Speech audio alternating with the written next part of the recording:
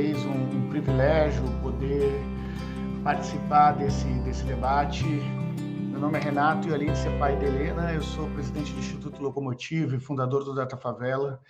E só nesse último ano e meio de pandemia, nós realizamos mais de 80 pesquisas sobre o impacto do corona e do Covid-19 na vida das pessoas, nas suas mais diferentes dimensões, sendo que 25% dessas pesquisas foram relacionadas à saúde, à percepção de saúde, à percepção de bem-estar, ao quanto que esses brasileiros passam a entender a importância da saúde pública nesse momento. Eu vou compartilhar aqui a minha tela. Qualquer problema, aquela coisa básica, né?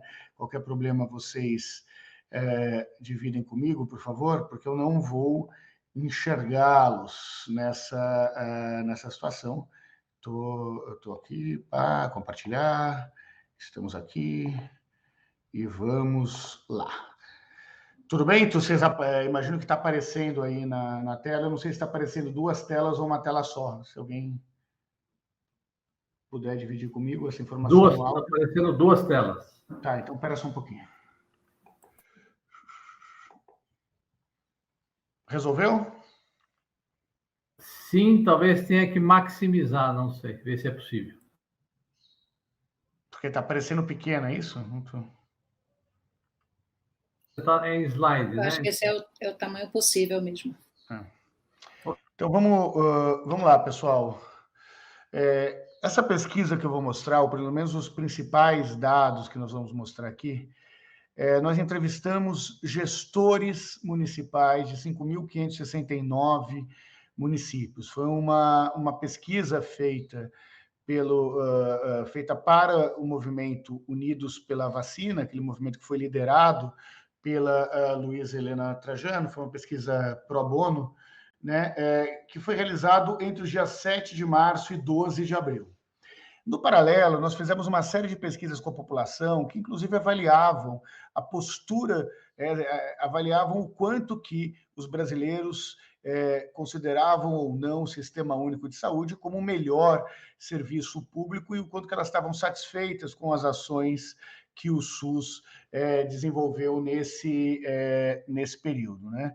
Então, aqui representou a amostra de números de cidades das diferentes regiões do país, dos 5.559 municípios que foram entrevistados.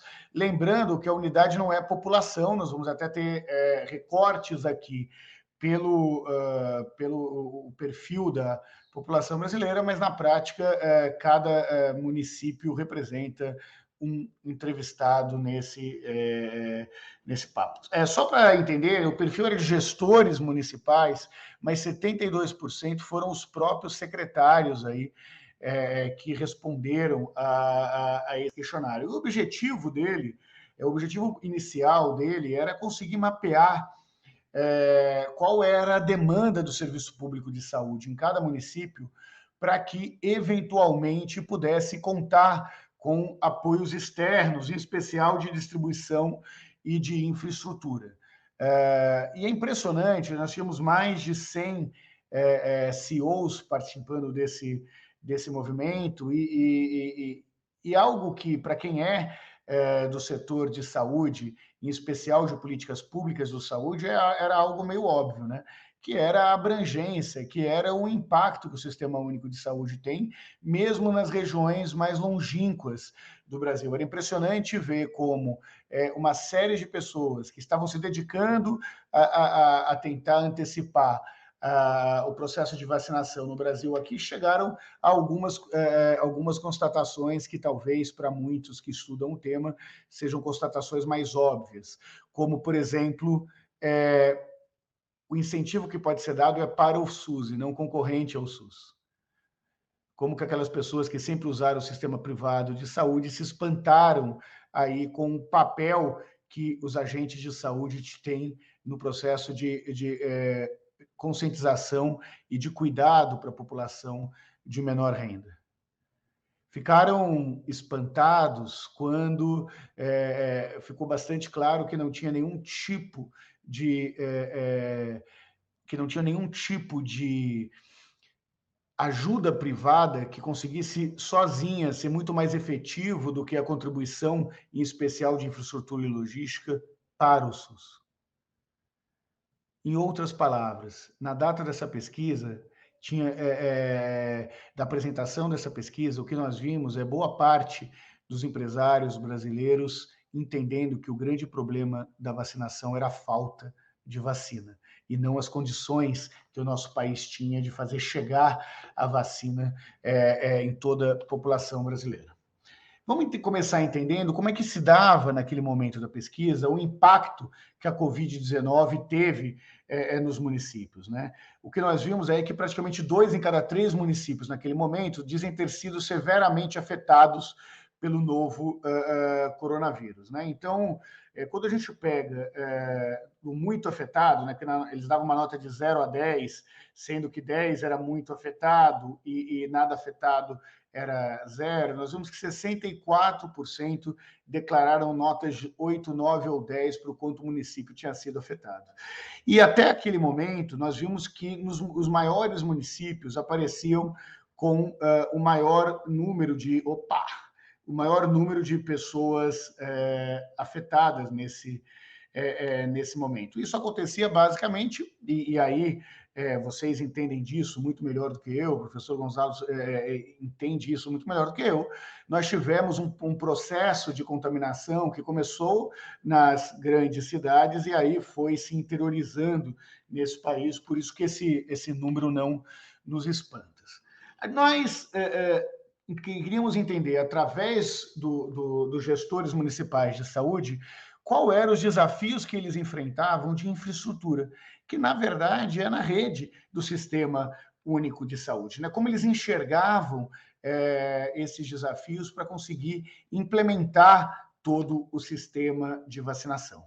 E aí nós perguntamos para esses gestores quantas unidades de serviços públicos de saúde que participarão do processo de vacinação no município, né? Naquela época não tinha vacinação, então era o participarão, possui cada um desses seguintes recursos, né? Então nós vimos aí que pia com água, sabonete, papel toalha, lixeiras, com pedal, só 85% dos municípios tinham isso em todas as suas unidades de saúde. Nós tínhamos 15% que não tinham pia com água, sabonete, papel toalha em todas as suas unidades de saúde, sendo que 5% tinham em menos da metade dessas unidades. Íamos, naquele momento, entender caixas térmicas em condições de uso para salas de vacina, né? O número caía de 85% para 75% de que tinham isso em todas as unidades de saúde que estariam sendo disponibilizadas para a campanha de vacinação. Nós vimos aí que tem 11% que não tinham isso em pelo menos metade das unidades de saúde. Termômetro em quantidade suficiente para atender as caixas térmicas, bem como quantitativo reserva de termômetros e pilhas para garantir o processo aí de aferição da refrigeração. Esse número caía para 68% que tinham esse tipo de produto em todas as unidades de saúde. Sala de vacinação adequada caía para 65%, e geladeira com medição e alarme de temperatura em boas condições, esse número caía para 60%, sendo que 22% declararam não ter isso nem metade das suas unidades disponíveis para vacinação. O que nós estamos vendo através desse número? Né? Em primeiro lugar, que esse número efetivamente mostra condições maiores do que a rede privada, né, teria de garantir esse processo todo. Mas a gente vê também, em especial no ponto de vista da infraestrutura, um processo de redução do investimento para garantir uma infraestrutura básica, já que as campanhas de vacinação, independente da Covid-19, são consagradas no Brasil há muitos anos, né? O Brasil é referência mundial, não preciso falar isso para os senhores e para as senhoras, de vacinação. Então, nesse momento, começou uma política de como promover doações para o SUS que garantissem esse processo de melhora ou de atualização dessas questões relacionadas à infraestrutura. Nós quebramos esses mesmos números, né, entre o tamanho dos diversos municípios brasileiros. Em geral, e daí nós separamos só aquela parte, que era o vermelhinho lá da outra parte, entre municípios com até 10 mil habitantes, que é essa linha azul, mais de 10 mil habitantes até 100 mil habitantes, que é a linha amarela, e os municípios com mais de 100 mil habitantes, que nós vimos que, de forma geral, os municípios com mais de 100 mil habitantes, obviamente, têm melhor estrutura para a realização dessas campanhas de vacinação do que os pequenos municípios. Bom, nós vimos que também existiu uma forte correlação com o IDH, né? Os municípios com menor IDH apareciam como uma infraestrutura mais vulnerável quando comparado com os municípios de maior IDH. Nós sabemos também que isso tem uma forte relação com regiões metropolitanas, que são e com as maiores cidades, que são as cidades com mais de 100 mil habitantes, né? Em geral, são cidades aí que apresentam o melhor IDH, tem uma correlação grande, mas o fato é que as cidades mais pobres, que têm um índice de endividamento, que tem um índice de desenvolvimento humano, um IDH, mais baixo, portanto, que teria, em tese, a população que mais precisa, de alguma forma, eram as menos assistidas.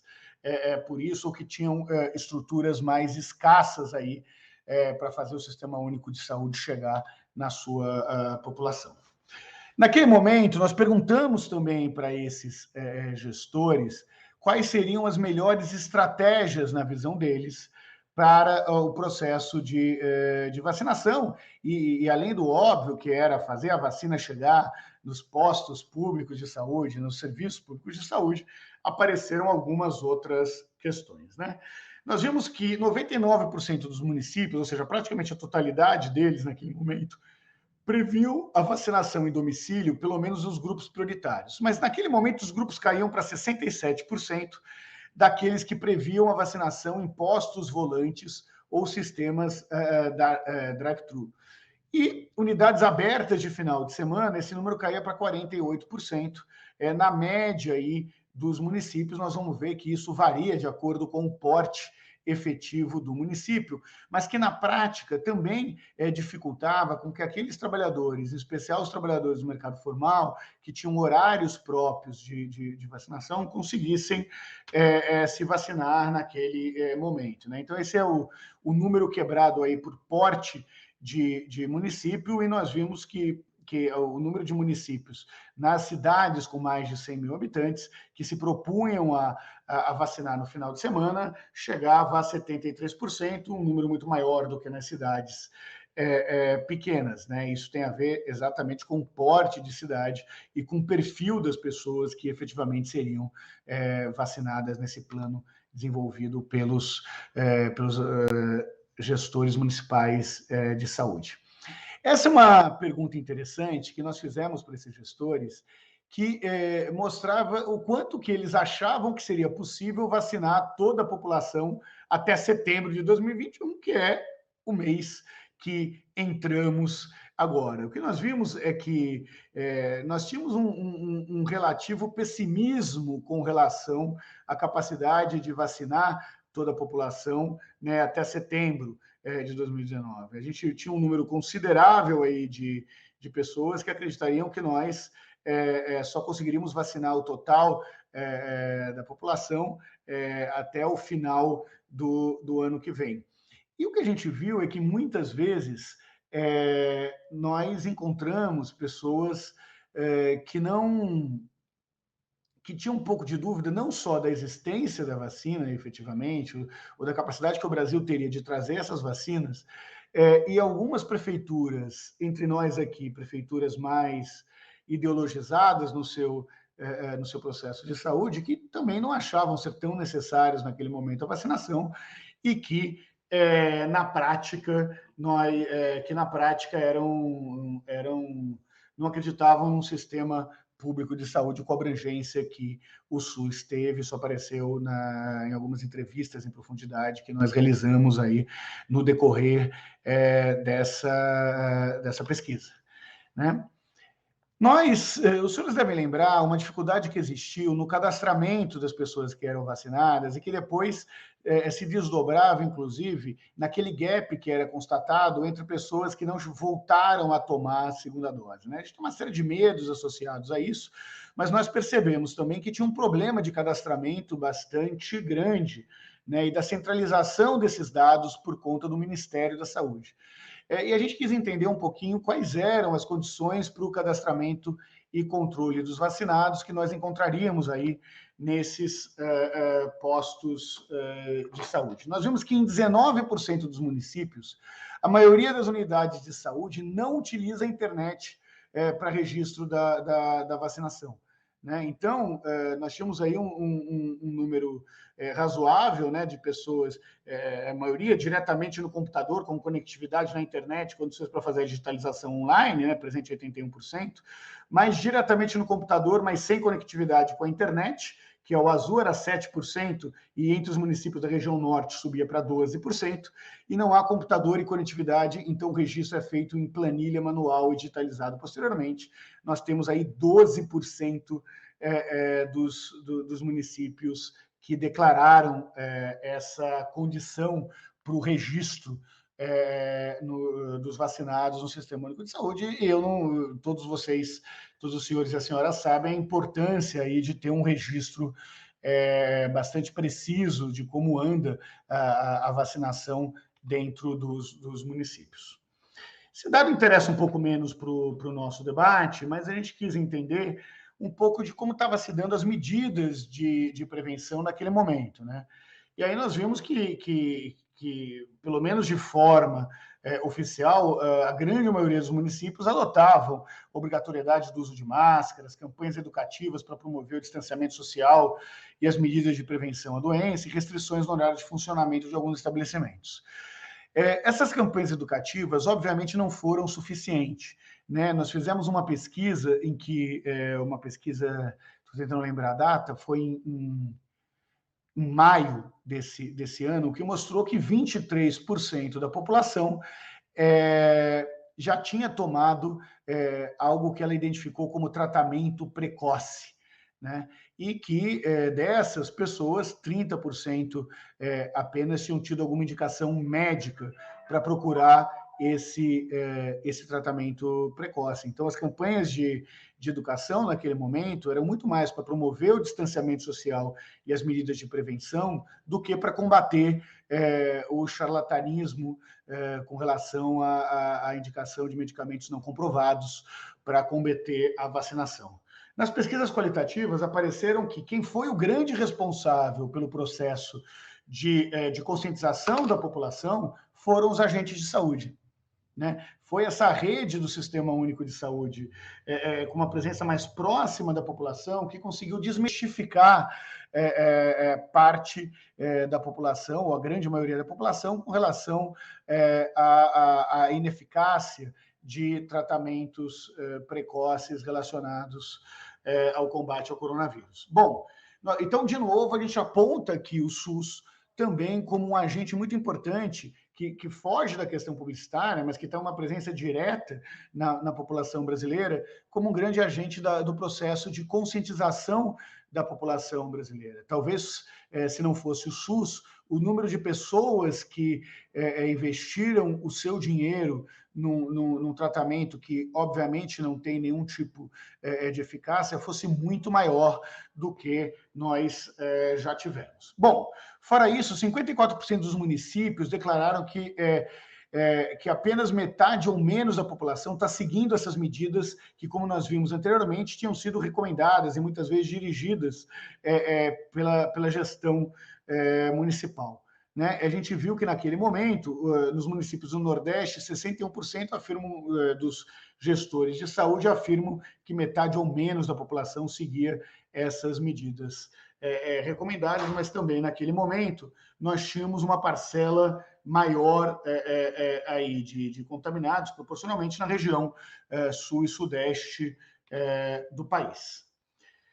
Estamos chegando no final, mas tem alguns dados que eu acho que valem a pena ainda serem compartilhados, né? Primeiro, que tipo de desafio os municípios entendiam que existia para a vacinação, né? Nós vimos que todos os municípios afirmam ter recebido doses da vacina naquele momento. No entanto, 24% desses municípios afirmam que a quantidade enviada não foi determinada previamente. Então, nós vimos que muitas vezes isso se repetiu ao longo de outros momentos da pandemia, isso inclusive é aferido por outros institutos de pesquisa, de que, na prática, a parte maior, uma das principais partes que cabe ao ente federal de organização do SUS, que é organizar esse negócio todo, a criar essas grandes diretrizes, estava num dilema entre ou agir com má-fé ou agir com incompetência, na medida em que todos aqueles que eram combinados do ponto de vista de quantidade de vacina não foram nem previamente determinada, nem organizada, e muitas vezes não entregues para esses municípios. Não é à toa que, quando a gente perguntava para os agentes, para os gestores de saúde, qual era o principal desafio que eles percebiam nos municípios brasileiros, no seu município, o que precisava? Distribuição, né? Distribuição dessa vacinação para 47%. Recursos humanos, para inclusive garantir horários estendidos e abertura nos finais de semana dos postos de saúde, apareceu em segundo lugar. Em terceiro, a divulgação da população brasileira. Aí nós perguntamos quais eram os desafios relacionados à população. E esses gestores afirmaram que o maior desafio percebido por esses gestores municipais era a falta de entendimento do cronograma de vacinação. De novo, o cronograma, que é uma função, esse estabelecimento do cronograma, que está diretamente ligado a uma articulação geral com a expectativa de recebimento dessas vacinas, acabaram aumentando a descrença que parte dos brasileiros naquele momento tinham com relação ao processo de vacinação. 44% desses brasileiros, durante a pesquisa, afirmam que o entendimento do cronograma de vacinação, desculpa, não era dos brasileiros, era dos gestores de saúde, que o entendimento do cronograma de vacinação era um grande obstáculo, seguido da descrença da vacina e da quantidade de fake news que naquele instante era distribuído e que, cá entre nós, ainda continua, né? E aí a gente perguntou para esses gestores também o quanto que eles, da onde vinha essa resistência por parte da população à vacina contra a Covid-19. E o que nós vimos aí é que tinha uma parte da população que sim tinha resistência, né? Nós tivemos aí 10% que afirmavam que tem uma parte minoritária, mas ainda expressiva da população tinha resistência da vacina. Sim, mas apenas pequenos grupos isolados apareciam aí com 60%. Né? Então, nós vimos aí uma certa resistência em 71%, mais 60% deles acreditavam que era resistência de grupos isolados. E nós vimos que eles acreditavam, os gestores municipais acreditavam que isso se dava por pessoas mais velhas, pessoas ligadas a uma corrente ou movimento político, pessoas com menos escolaridade, pessoas ligadas a alguma igreja, né, e depois mais jovens e pessoas com maior escolaridade, como perfil que os secretários acreditavam que lideravam a descrença relacionada à vacina no período de abril a maio, que foi o campo da nossa pesquisa. Essa outra pesquisa foi uma pesquisa que nós fizemos com 6.136 brasileiros. Tá? É uma pesquisa que não é com os dirigentes municipais de saúde, mas era uma pesquisa que representava o total da população brasileira. E a gente viu que 72% dos brasileiros, naquele momento, acreditavam ter algum medo associado à vacina. Né? E aí nós vimos que são medos, alguns medos mais racionais e outros medos menos racionais. Né? Então, 60% declaravam que a vacina não ia imunizar contra as novas variantes do vírus. Né? Esse era o principal medo que apareceu. 44% ter algum tipo de reação, passar mal com a vacina. E a gente viu em outras pesquisas que esse número cresceu, em especial relacionado a quem tomava a vacina da AstraZeneca, que tinham sempre alguém que conhecia alguém que tinha tido um impacto aí de efeito colateral, né? A vacina não fazer efeito, não me proteger dos vírus, apareceu para 41%. Mas a atenção que eu gostaria que o senhor estivesse é que vamos olhar essas três últimas, né? A própria vacina fazer com que eu contraia o vírus, a vacina causar alteração do meu DNA e a vacina que ser utilizada trazer alterações no meu... desculpa aí, né? Implantar um chip no meu organismo, né? Esse não é um número delicado, nós estamos falando aí de 26% de 163 milhões de brasileiros, né? Que são os brasileiros acima de 16 anos, ou 255 milhões de brasileiros acima de 18 anos, que apresentam algum medo relacionado a contrair o vírus pela vacina, alterar o seu DNA e a vacina ser utilizada para implantar um chip no meu organismo. Quando somos dois medos mais absurdos, que a alteração do DNA ao implantar um chip, esse número chega a 19%. 19% são 30 milhões de brasileiros. Não é pouca gente, né? É um número que é proporcionalmente maior na baixa renda do que na alta renda, mas é um número bastante considerável aí dos medos infundados relacionados a isso, e medos que todos nós sabemos não saiu do jornalismo sério, do jornalismo profissional no processo de divulgação dessas notícias, saiu aí de um processo de negacionista com relação à saúde. Renato, mas você está dizendo que essas pessoas não queriam se vacinar? Não. Naquele momento, metade desses 26%, mesmo assim, mesmo tendo esses medos, gostaria de se vacinar, enquanto 13% naquele momento não gostaria de se vacinar. Felizmente, esse número hoje melhorou, né? Bom,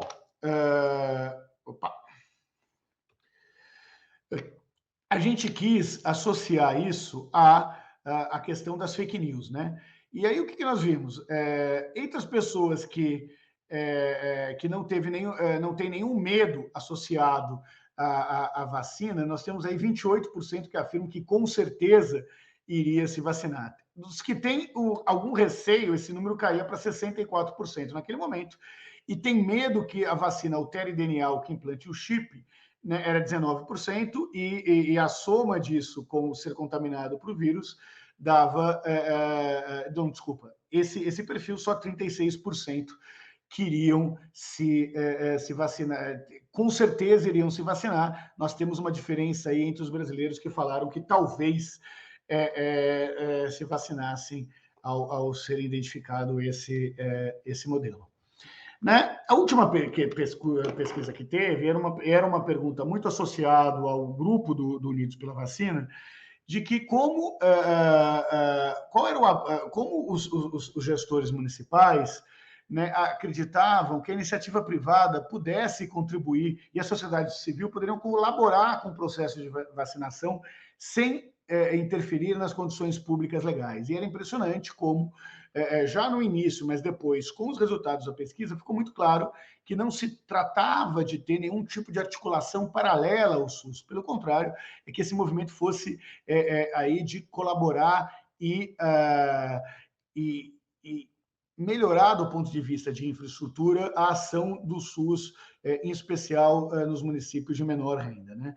Esses gestores municipais declararam, na ocasião, que a iniciativa privada poderia contribuir na comunicação com a população, na comunicação e articulação com governos estaduais e governos federais. Eles acreditavam que a influência da iniciativa privada poderia aí, colaborar para que os governos estaduais e federais investissem mais no município e no Sistema Único de Saúde, e depois na logística de distribuição. Pessoal, isso soma mais do que sempre, porque era uma resposta múltipla, tá? Os gestores poderiam responder mais de uma resposta para isso. Era isso, pessoal.